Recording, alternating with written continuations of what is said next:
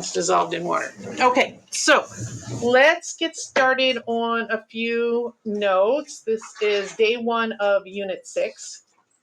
Before any kind of chemical reactions can happen, there's something called collision theory. Basically, they must collide first, right? And there are some requirements for that colliding. Not everything you bump into hurts, right? Sometimes when you stub your toe, it doesn't hurt. Sometimes it drops you to your knees, right? So not every collision between molecules results in a chemical reaction. There are requirements.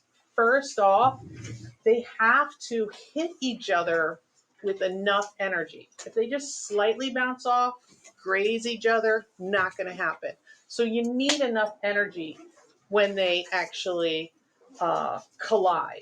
Now, often this energy comes from how fast they're going, right? And we've already learned when we did kinetic molecular theory, temperature is a measure of how fast the particles are going. Does that make sense? So the faster they go, the more energy they have when they collide. But it seems even more important than having enough energy is they have to hit in the proper orientation. They have to hit each other the right way. So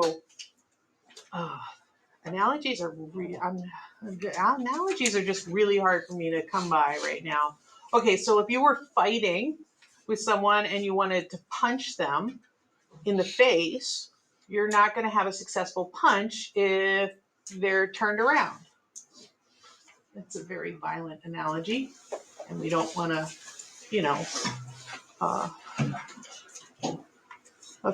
anyway, analogies. So there has to be, for collision theory states, for a reaction to occur or for particles to react, they must collide with enough energy and in the proper orientation.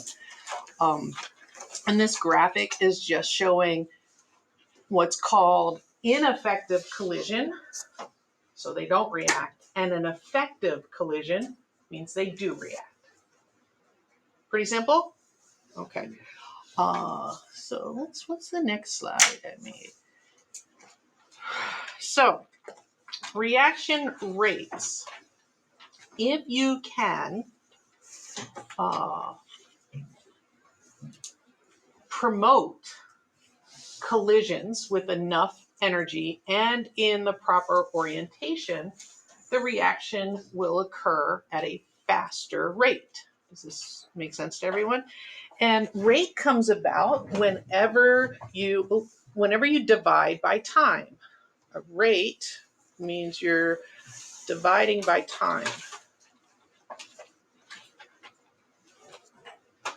Some units like miles per hour, right? Miles per hour is a rate. Well, for chemical reactions, it is concentration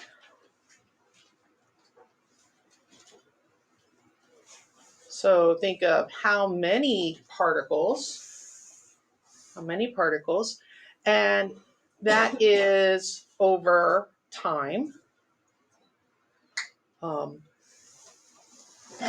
this would be like, I don't know, the concentration of O2 over time, right? Or the concentration of NaCl over time. So in these square brackets mean concentration. And you probably learned concentration when doing osmosis in biology. Remember number of solute particles per solvent. So if you have a whole bunch of little dots, it's really concentrated. You just have a couple, it's not as concentrated.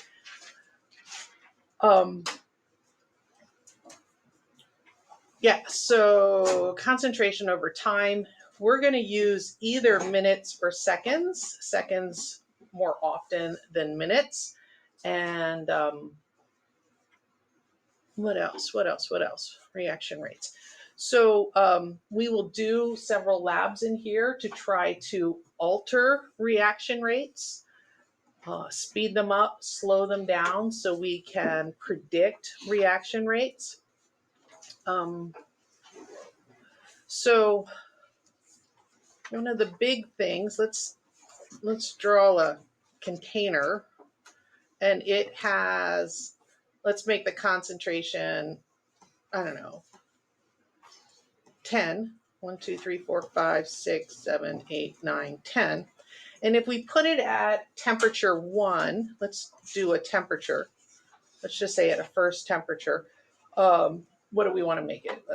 Let's make it 300 Kelvin, right? 300 Kelvin. We learned that temperature is the average kinetic energy of the particles. So maybe, let's just change my color real quick. Maybe this particle is going that fast. Remember, the arrow shows kind of magnitude of the vector. And this one's going this fast. And this one's shooting over here going that fast. And maybe that one is going that fast. Maybe this one's like, woo, super fast. But on average, the kinetic energy is 300 in this container. Does this make sense to you guys? Now, if I do another container, let's go back to this guy, and I keep the concentration the same, 1, 2, 3, 4, 5, 6, 7, 8, 9, 10, but my temperature is now 400 K, so it's warmer. Let me go back to the little vectors. 400 K, I could have a particle still going only that fast, right? Because it's an average. It's an average of the particles. And maybe I have one going like that and one going like that. So there's more energy in these guys. They're moving faster. They're colliding with more energy. And maybe this guy's going like that and that guy's going like that. But overall, the average kinetic energy of the particles is greater at 400 than at 300. Does that make sense? Overall, the average. So I'm going to show you a graph here. And sometimes it's a little hard to grasp. If we just look at the T1 line, this is our first temperature. Okay. The area under this curve represents all the particles in the sample. So instead of 10, maybe it's a million, right? A million. And here, this is the number of particles. Let's just think of it as the number of particles. So some of those million particles are moving kind of slow, right? This would be a little arrow. And some of those particles are moving faster, right? And some of them are, so this is the range. This is the range of the movement of particles under the blue line. So this would be the range under that first square, average, because you have some moving at a certain speed, and you have some moving with a different amount of energy, and you have, so underneath here are all the particles moving at the average. Does that make sense to you guys? And at the next temperature, you can see the area under the curve has shifted. Now, you want to, these two, you're assuming the same size sample, but this area, it's the same amount, same million, but it's shifted in this direction. It's shifted towards a greater kinetic energy, right? So on average, a higher temperature has a greater kinetic energy. Does that make sense?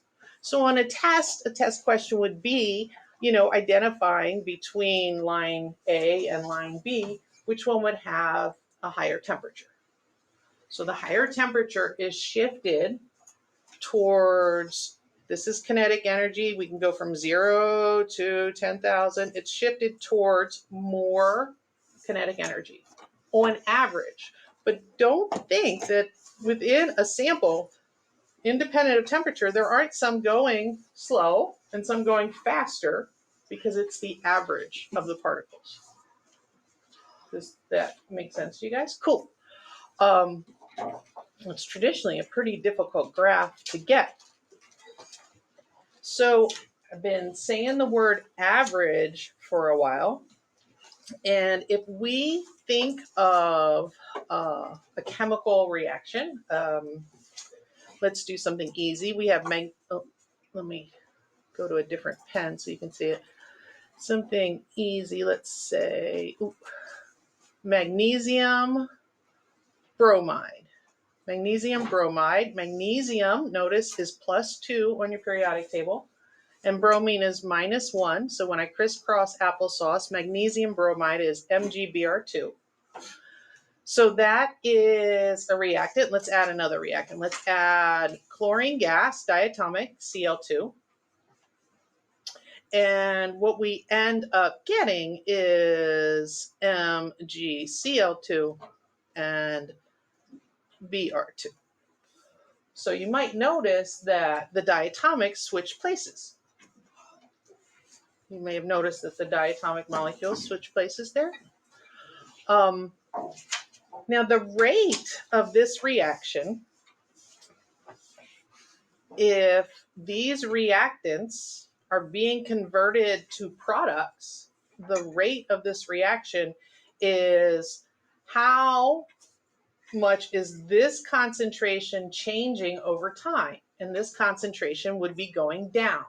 Does that make sense? That the amount of magnesium bromide would be decreasing as the reaction takes place? Because we're converting it over to magnesium chloride and bromine gas, right? And that means the concentration of magnesium chloride is increasing. So these guys are going up. These guys are going down as the reaction proceeds in this direction. Does that make sense to everyone? Cool. Absolutely cool. Oh, sure. What's up? I don't have it all written down. Oh, don't try to write it all down. Try to, just the big ideas. The magnesium bromide and chloride? Yeah. Just the big ideas. Just trying to get the big ideas. That if a reaction is occurring, that is, we're converting reactants to products, the rate of that occurring is over time, and you can either measure how fast over time is this going down, how fast over time is this going down, or how fast over time is this going up, or how fast over time is this going up. It's like a seesaw. When one goes down, the other goes up. When one goes down, the other goes up. Right? Seesaw. So if we want to increase the rate, there are several things we can do. We can first increase the surface area. So instead of putting a big piece of aluminum in to react with magnesium bromide or copper chloride, we cut it into little pieces. And that allows, back to collisions, here collisions can only occur on 6 surfaces. Here, if we cut it into little pieces, we have 6, 6, 6, 6, 6, 6, 6, 6. We got a lot more surfaces that the reacted particles can hit. Does that make sense to everyone? So increasing the surface area will increase the rate. Increasing the surface area. So when you go to melt cheese, you don't stick this big block of cheese in the pot. Right? You'd be waiting forever. You grate it into little pieces and you stick it in the pot and it melts right away. You're just giving more surface area for the heat to hit it. Crushed ice will melt faster than big cubes of ice. Well, okay, cool. Another way to increase the rate is to increase the concentration. And then it says /pressure. So concentration this first kind of beaker here, we only have 5 particles per certain amount. And here we have more than 5, 10, 11, 12, 13. Here we have 13. So that's higher concentration. But if this was a gas in a container, if it's low pressure, that means this piston hasn't been pushed down. We have 1, 2, 3, 4, 5 in a pretty good amount of room. If we increase the pressure, we've reduced the room. So what's going on with these guys?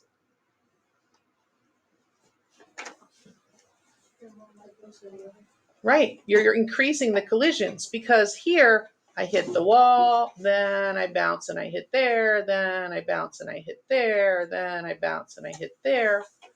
But here I hit there, there, there, there, there, there, there, there, right? I'm going to collide more often. You're increasing the number of collisions. And if you can increase the number of collisions, like we did here, we increase the number of collisions by giving them more surface to collide.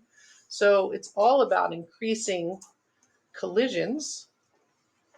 Not all collisions will be successful because they need what? Right orientation and enough energy, right? But if we increase them under that curve, on average, we're going to be able to increase the rate. And then the other one I think is the easiest one to understand is low versus high temperature increase the rate. Yeah. Okay, cool. Now, this is a graph that you'll probably see again to interpret. So this is number of molecules. You've got 2, A and B. And this is a traditional reactant is becoming a product, reactant being A.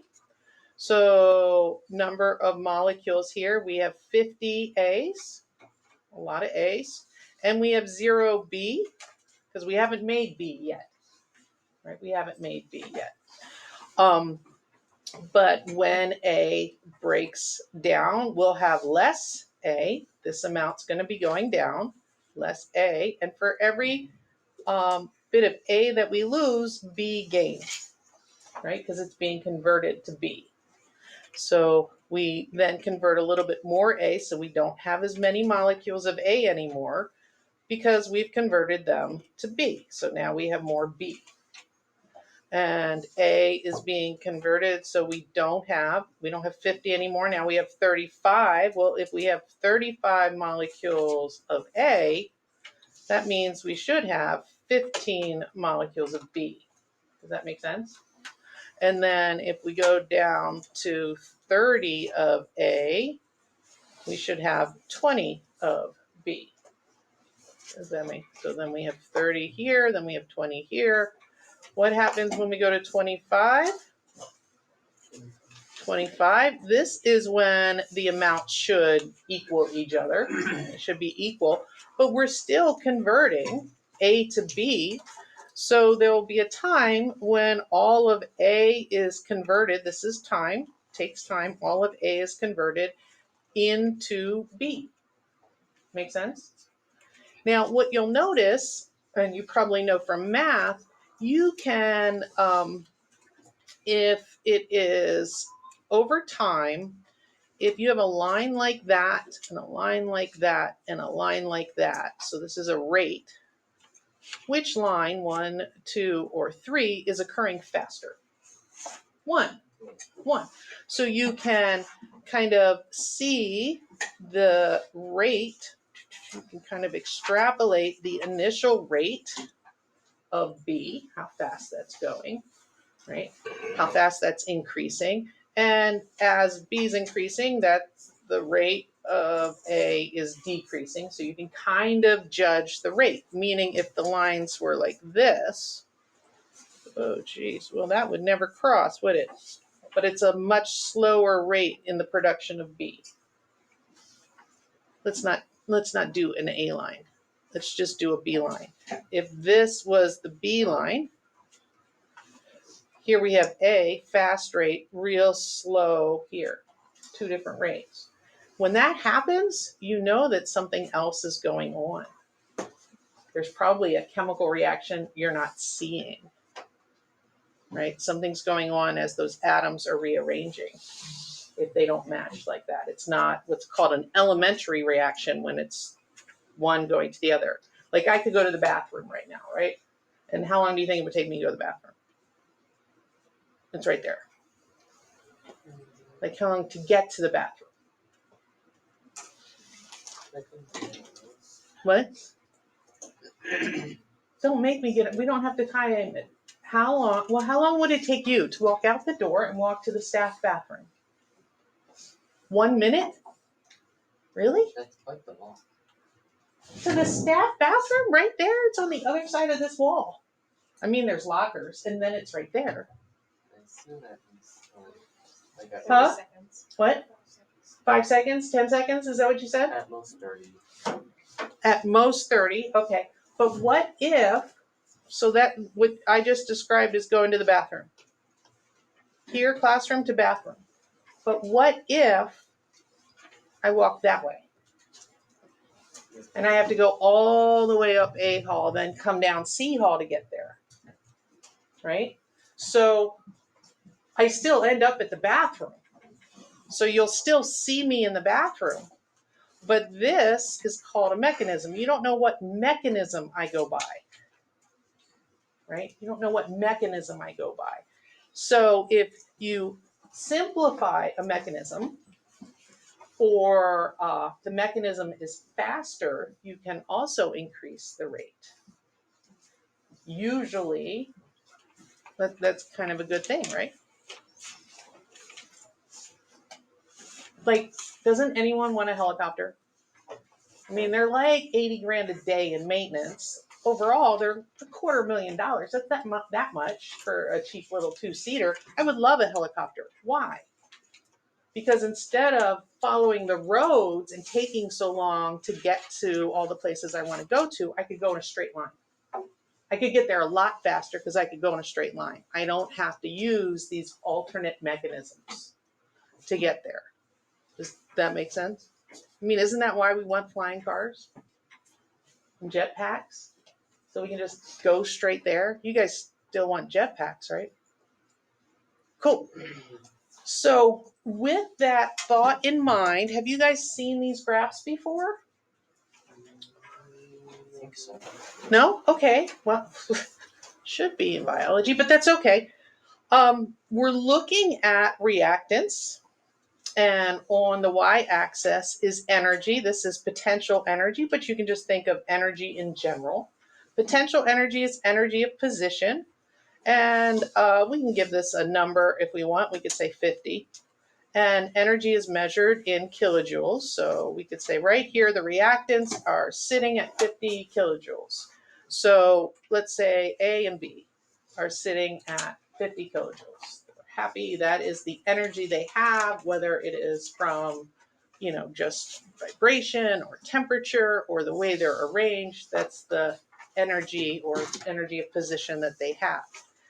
Now, the collisions that they need to do, those two need to collide with enough energy.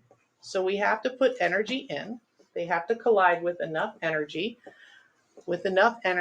and in the proper orientation. So let's say they're colliding but not with enough energy, then they never get over this hump. Well, this hump is the activation energy. So this is the energy needed for successful collision. So the activation energy is energy needed for successful collision. Now, if you have enough energy, that just gets you right here. That just gets you to the top. It doesn't. What's the other part we need? Orientation. This is called the activated complex. Activated complex. So is the orientation right? If the orientation is not right, it's just going to roll back downhill. Right? So you might have enough energy, but not the right orientation. But if you have both, it's then going to roll down this side, meaning all the atoms will be broken apart and ready to form new bonds. Yes, question? Is that kind of like how roller coasters work? Well, you definitely want to get up to the top, and you do not want to fall back down. But see, roller coasters kind of guarantee. They put in energy and then they have these little brakes that hold you.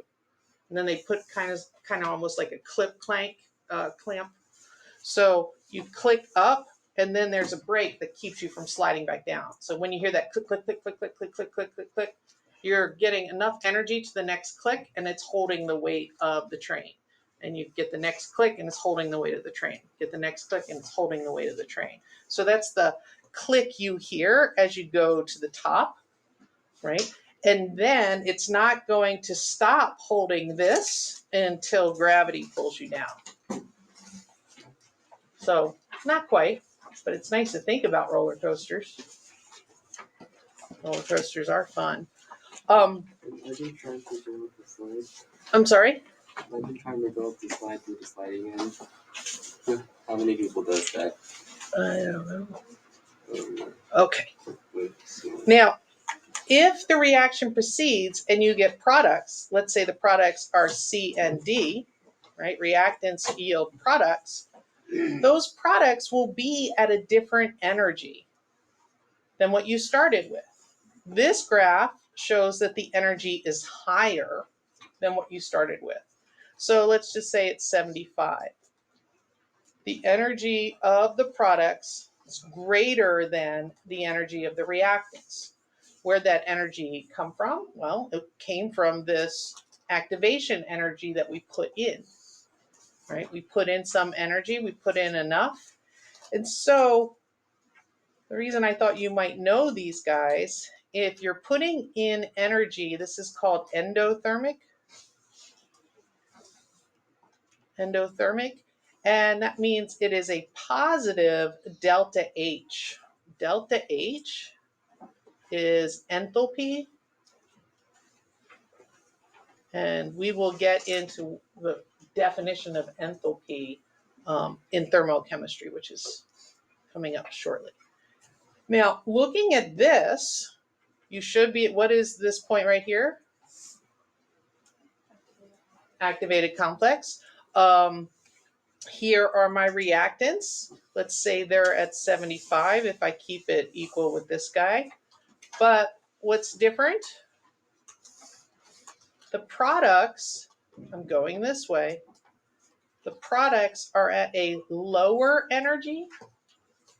They're at a lower energy. And this is the amount of energy that was released. So what do you think this graph is called? Exothermic, right? Exothermic reaction. Now, here we're releasing energy. Now back to temperature. So to a person, to you, looking at a test tube, if this type of reaction occurs, the A and B that you put in is at less energy than the C and D that you get out. Does that make sense? How will that test tube feel to your fingers? What? Hot, right? So you're gonna think hot, right? You're gonna perceive as hot because the energy being released, you're going to feel as kinetic energy, right? Energy of motion.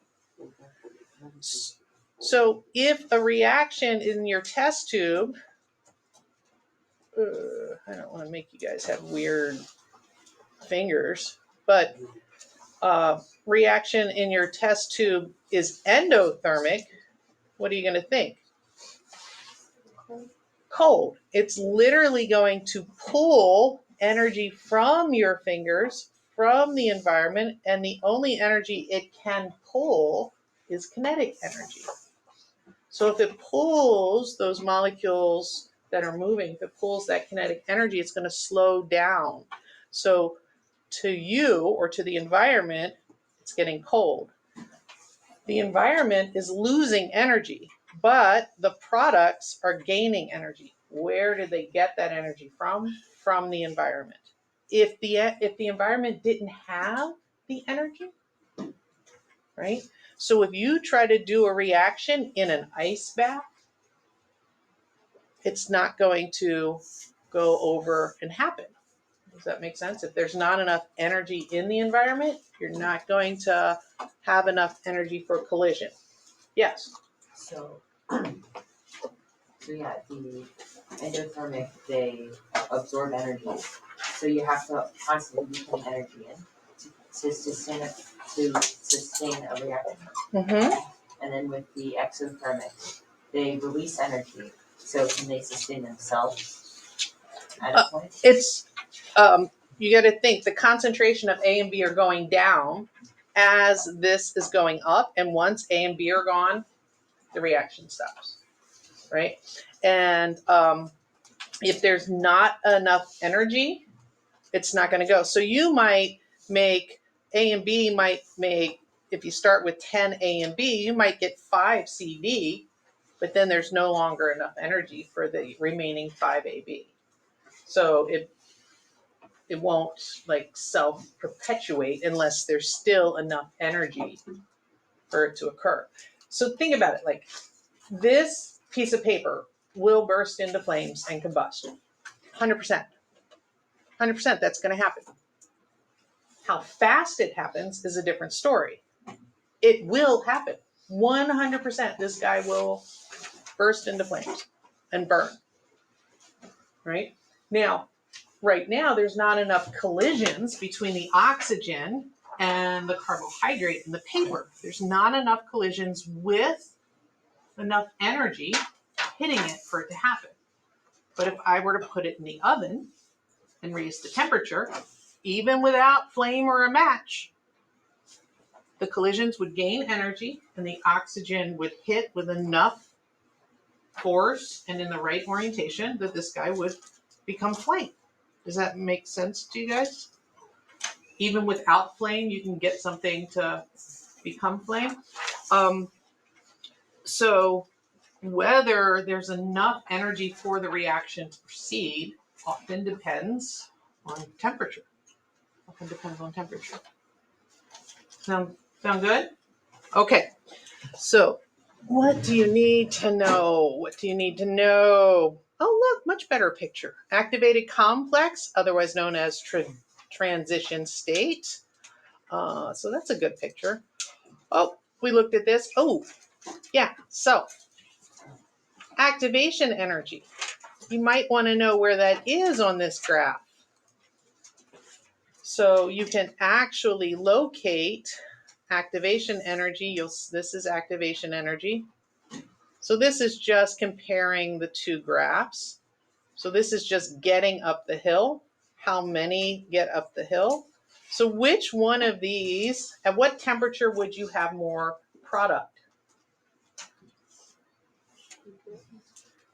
At T2, higher temperature. Now, some students think that T2, the molecules are just this orange. No, it's everything under the curve, right? So T2 has more molecules under the curve than T1 does. Does that make sense? So it's under the curve, not necessarily the colored area. It's just under the curve. Are we good at kind of envisioning one graph and seeing it on the other? And then if the activation energy was more here, right? Or what if the activation energy required was more here? It could change. Okay, cool. So, types of reactions. You see from your card, there's a synthesis reaction, the first one. And let's do a synthesis reaction. If we have O3 plus O3, O3 is known as ozone, O3 and O3, and we need ozone It protects us from the radiation of space, yes. But up in our atmosphere, it is converted into O2. It's converted into O2.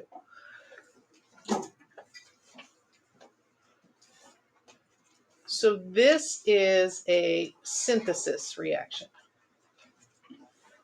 In the past, two things come together to make one. It's a different thing. It's a new thing. You can think egg and sperm make baby, synthesizing something. You're making something that wasn't there before. Another one would be hydrogen gas and oxygen gas. What does that make? Water, right? So that is a synthesis reaction. Absolutely a synthesis reaction. So both of these are covalent, so let's try some ionic. If I take sodium metal and chlorine gas, I can synthesize, Cl2, sorry. Chlorine gas, I can synthesize what? Salt, right, our NaCl. Now these aren't balanced, but it's still a synthesis reaction. Still a synthesis reaction. Makes sense for synthesis? Now, I could also have, let's say, 2O3 and some palladium here. And is that palladium or platinum? I might have this wrong. What's palladium? Palladium. It's PD. PD, thank you. From like a catalytic converter, in your car to so then we have some carbon monoxide. We can get CO2 and O2.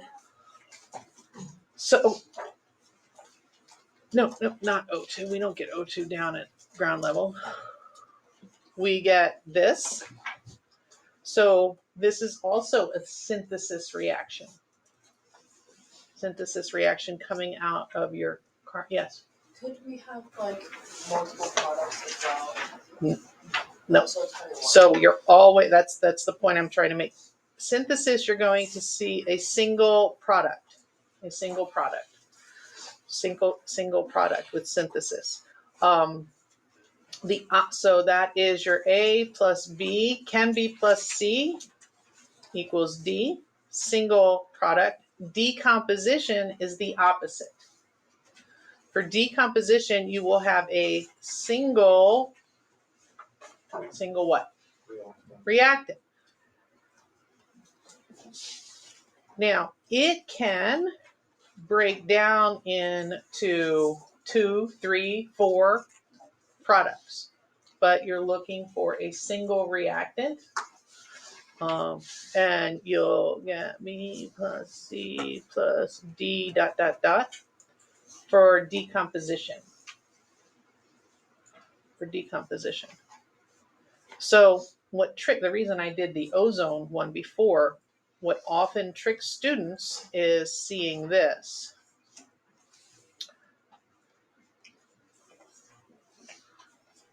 This is a balanced ozone reaction, right?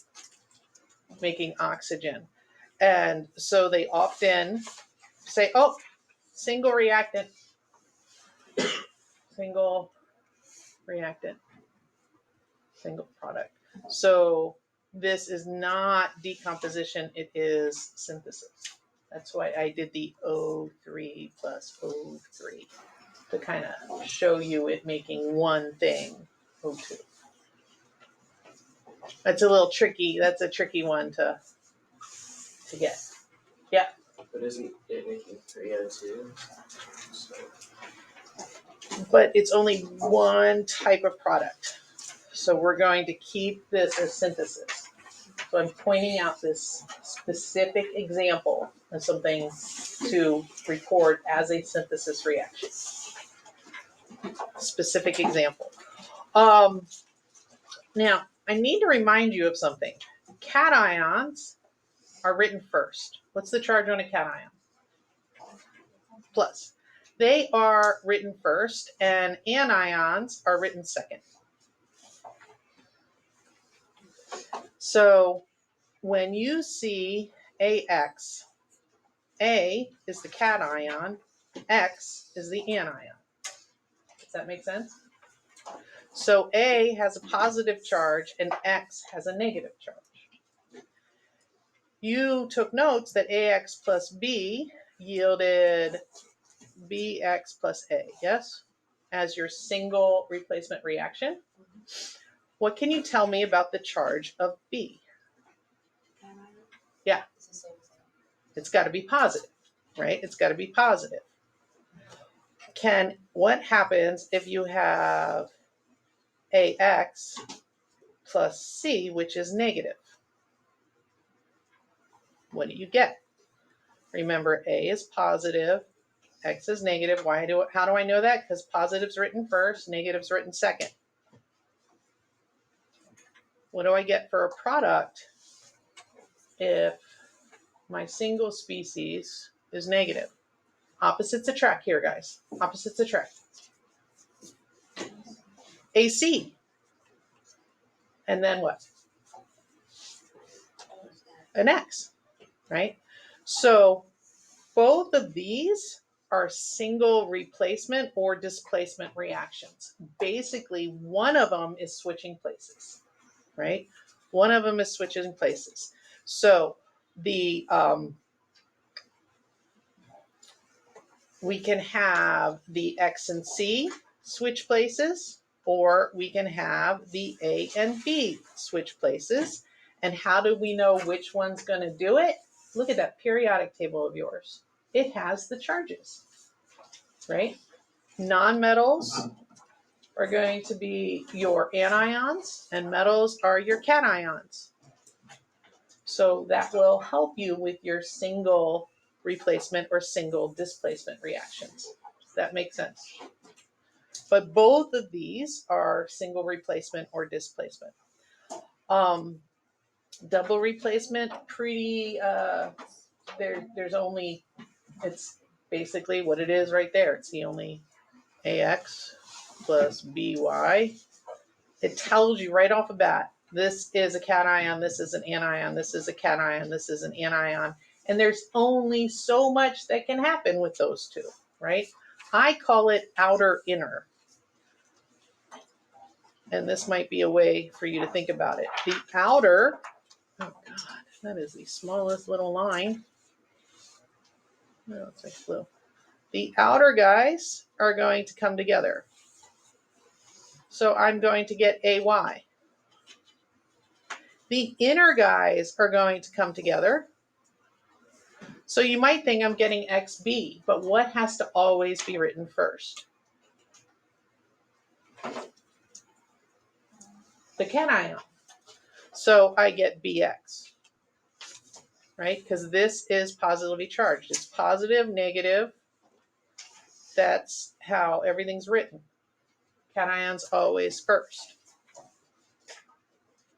You with me on this? Boy, you guys haven't had a lecture in a while, right? You're falling asleep. This is too long to concentrate. Some people just gave up in there. Yeah. How do you know if something is a cation again? Would be positive charged. So on your periodic table, it would have a plus as an oxidation state, right? Otherwise known as metals. Metals give up electrons because they're not very electronegative. They don't have an ability to hold on to them. Non-metals just take them, right? So that kind of drove it. And then you're thinking, well, what about covalent species? We just follow that convention. We follow the convention that was set by ionic species, that the positive one will be written first. Positive one will be written first. So neutralization. This is a type of double replacement. So, but if you say double replacement and it's a neutralization, you will not get it right. So this is a type of double replacement or displacement, but it occurs between an acid and a base, and they always yield salt and water. So Acid and a base yield salt and water. Now, if you notice on your note card, an acid, it's anything that starts with H. So I wrote HA. H is positive, right? Hydrogen is positive. A is my anion, but that's my acid. You add it to a base. Well, how do you know what a base is? Well, it's going to start with a metal, for one thing, a cation, 100%. And you're going to see this anion. What is that anion? Hydroxide, right? And then if you go with my outer inner, outer is going to go together. What is H and OH together? Yeah, that's going to be your water. Now, then your inner come together, but the cation is written first. We know that cation has to be a metal, so we're going to have our cation written first, Ba. That Ba is the salt. So this is a base. So you can have an acid and something else, and it's not neutralization. You need to have both. H is not optional, has to start with an H. It could start with 2 H's, it could start with 3 H's in the formula, but anything that starts with an H is an acid. The base, you're looking for OH as your anion, hydroxide as your anion. There is one exception. One exception. The exception is ammonia. NH3 ammonia is the only exception. It too acts as a base. Now, what does a base do? It accepts a hydrogen. You know that if we were to add a hydrogen to ammonia, what do we get? Ammonium. NH4 plus. We get this polyatomic ion. So you know ammonia can accept a hydrogen, which means ammonia acts as a base. So that's the only, memorize this puppy. Other than that, it's going to have an OH. It's either going to be ammonia or have an OH, and that tells you it's a base. So you need both for it to be a neutralization reaction. We've done combustion since you lit the Bunsen burner. Do I have to go over a combustion reaction? Nope. So then that, let's look at this guy. What is this guy?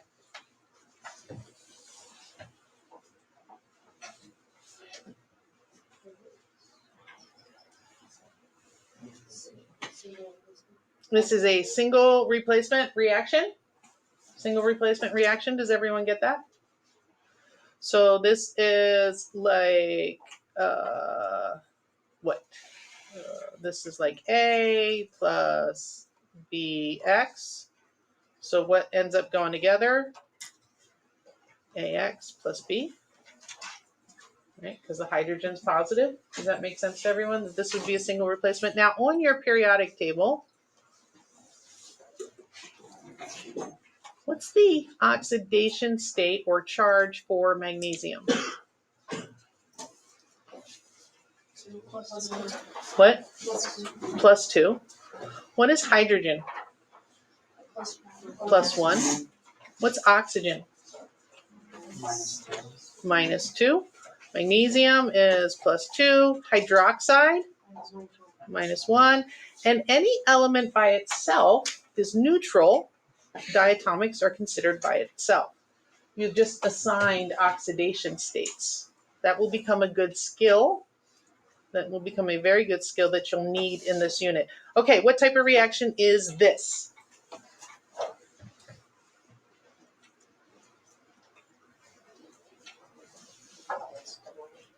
Double. This is a double replacement. Is it neutralization, a type of double replacement? No, because there's none of these start with H, and there's no OH. What's the name of this? Lead. Lead needs a Roman numeral because it's a type 2 metal. Nope. Lead 2. Lead 2. How do I know that? What's the charge on nitrate? -1. If I have 2 -1s here, what must lead be? +2, right? So, and my NO3 is -1. What's the charge on potassium? And what's the charge on iodine? -1. Now, we already discussed the charge on lead. +2. Now, it may have changed. We'll get into that. But do you see this 2 right here? Remember where that came from. It came from right there. And what's the charge on iodine? -1. That doesn't change. Charge on potassium? +1. Charge on nitrate? -1. And that, remember, that's for the whole thing. Nitrate's the whole thing. -1 for the whole thing. So you've assigned oxidation states to that. I'm going to teach you this unit how to balance using oxidation states. And you're going to hate me that I didn't teach it to you sooner. But, you know, what type of reaction is this guy? Double. Notice outer. So we got RBF2. RB, what do we call this?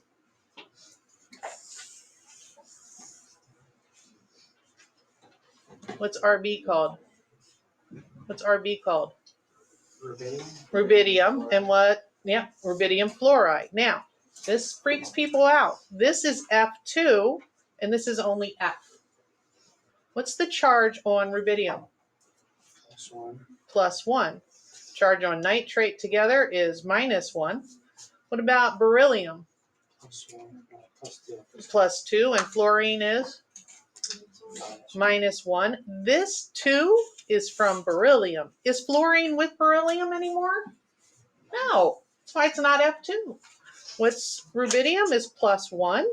Fluorine from the periodic table is -1. So when you create the formula, it's a 1-to-1 ratio.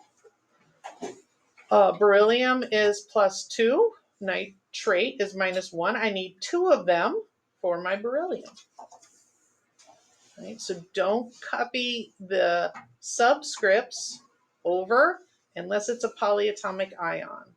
It's the only time you can copy the subscripts, the lower number, over is if it's a polyatomic ion. Other than that, you got to look at your oxidation states and crisscross applesauce for the new formula. Want to do another one? Oh, my goodness. Oh, wait, this is your page. So what you need to do first, you're going to need to balance. Then you want to identify, and I guess you could do it either way, if you can identify first, the type of reaction you're looking at. And you're going to spend the rest of class finishing this up, balancing and identifying the type of reaction on this worksheet. So those of you who, thank you. So those of you who are sleeping, I'm sorry. Hey, buddy.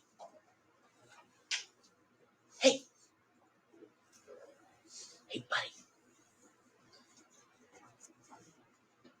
Oh, we all wish we could go to sleep, don't we? Oh, that was a yawn. I saw it.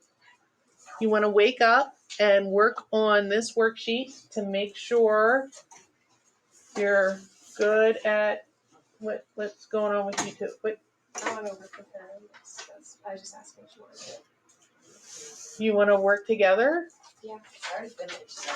Well, then that. Yeah. Well, then don't bring your paper. You already finished it while I was talking? Yeah. Is this too easy? You can tell me if you're bored out of your mind and you've done this before. Don't let me sit here and. Not fall asleep, so it was balancing the equations. Okay. Okay.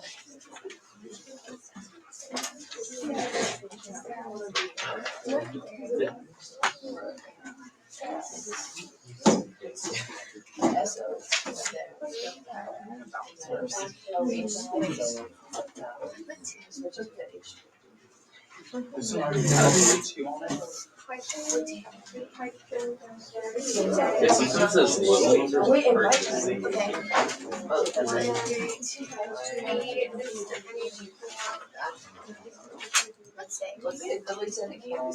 Oh, I probably just didn't see the double. Wait, oh.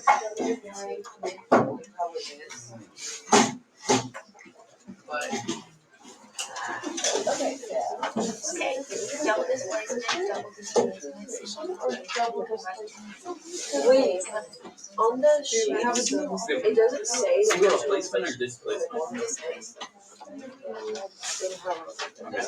On all of them, it's displacement? Yeah.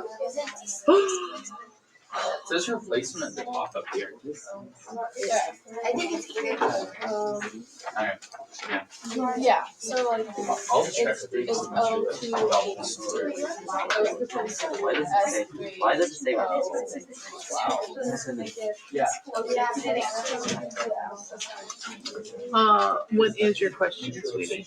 For this, can neutralization be any of these? No, it has to be an acid and a base yielding a salt and water. Is it actually on the answers? Like, because it doesn't say anything up here, like, here reactions are, blah, blah, blah. Because it's a kind of double replacement. But you have to call it neutralization if it is, Okay. right? That's what I meant. So if you call it a double replacement and it's a neutralization, you'll get it wrong because you need to be as specific as possible. Great question. So once you classify something as a double replacement, you then go, is this acid base? Pretty sure. Right? So once you classify it, then you go, does one start with an H and one have an OH on the reactant side?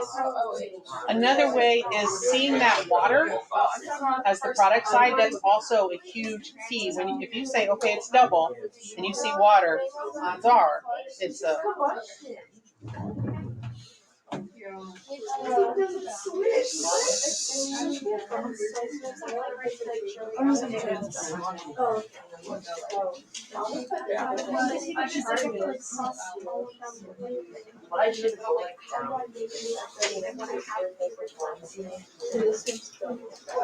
I'm a lawyer. I don't have Oh, And then, did you guys map the test? oh, I can't do it like that. I just can't.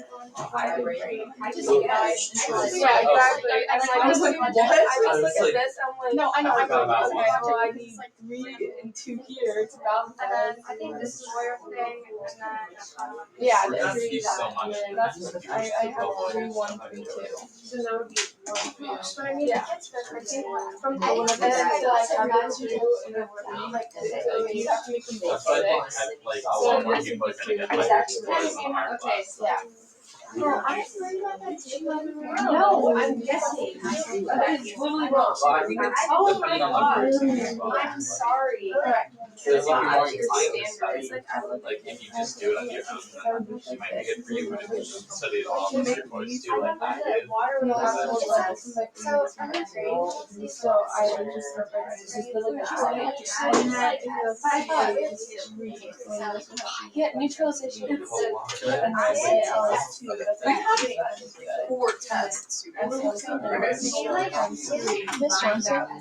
So for neutralization, does the water molecule always have to be glass, or can it be?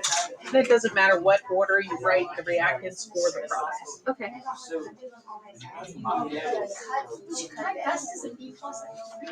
The average on our last test was 14. I just got another good question. The order of the species in the products or the reactants does not matter.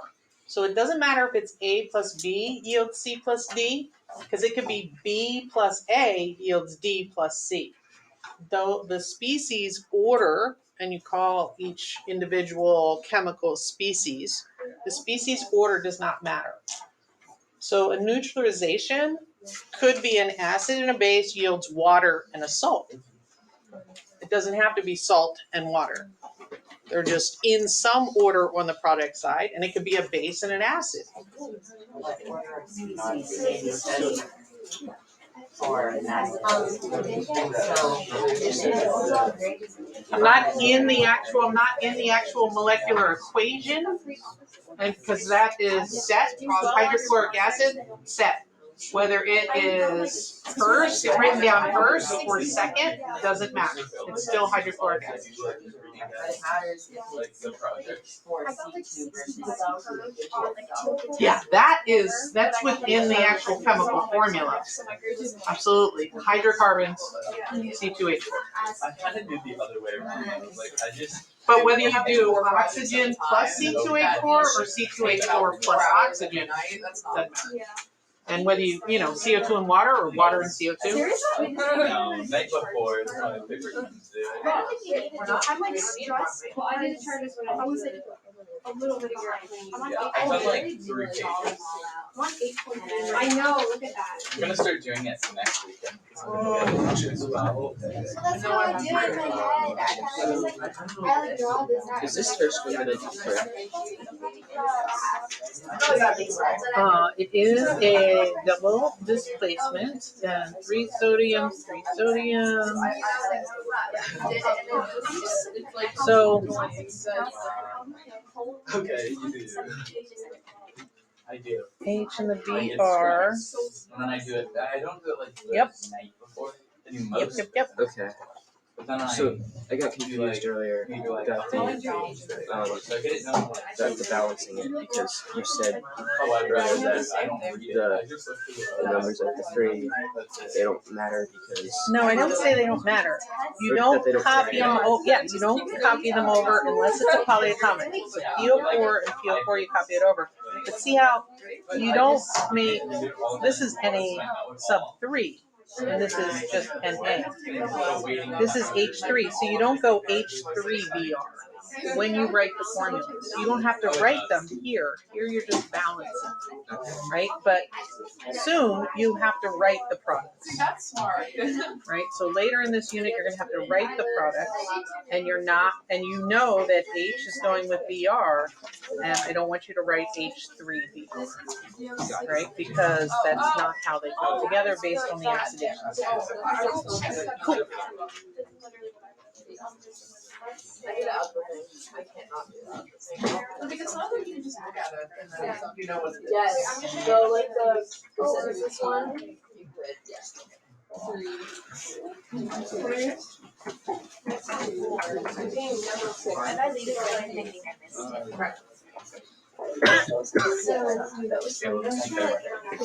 So we have 2 parties. No.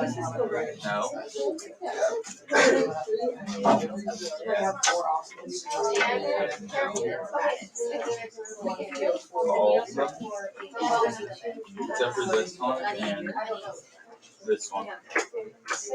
And this one. This one's wrong. This one's right. Wrong. Yep. Oh, all of them you gotta simplify. Like a little bit. Yeah. Because they're one. She's gonna go back to that.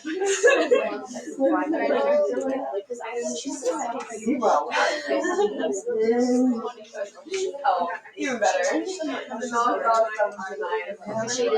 This is when it's I love how it's so much. Look at this. Now this. really doesn't work. That. And this. It's like that. It's gonna ruin everything. It's all like the same. And it's just like bananas. It's just like, Yeah, I didn't go back to it, but the relative equations is really good. No, it's not. I don't know if like you're going to say that it's not. What? Or she says that it's Relative equations is what's together. It's pretty. No, like, I talked to yes, I love it. it. Oh my gosh, that's so therapeutic. I mean, Like, except for like that myself. and it's not bad.